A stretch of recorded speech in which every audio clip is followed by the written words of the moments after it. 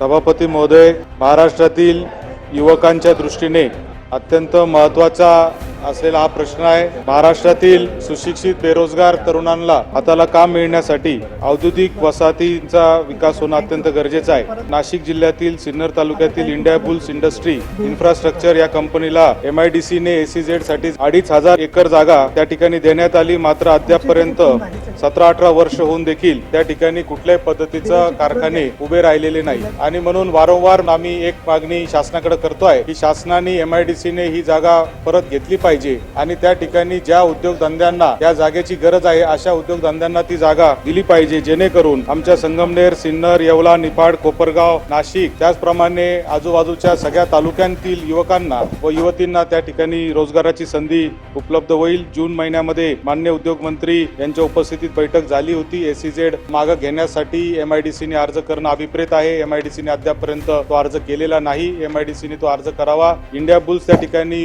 विनाकारण कोर्ट कचेऱ्या करून वेळ घालवण्याचं काम करत आहे, त्यामुळे शासनाने याच्यामध्ये तातडीने पावलं उचलून ही 1,500 एकर जमीन, जी रिकामी जमीन 17-18 वर्षापासून भूसंपादन होऊन पडून राहिलेली आहे, ती जमीन तातडीने ताब्यात घ्यावी व उद्योगधंद्यांना द्यावी, जेणेकरून हजारो युवकांच्या हाताला रोजगार मिळू शकतो। धन्यवाद।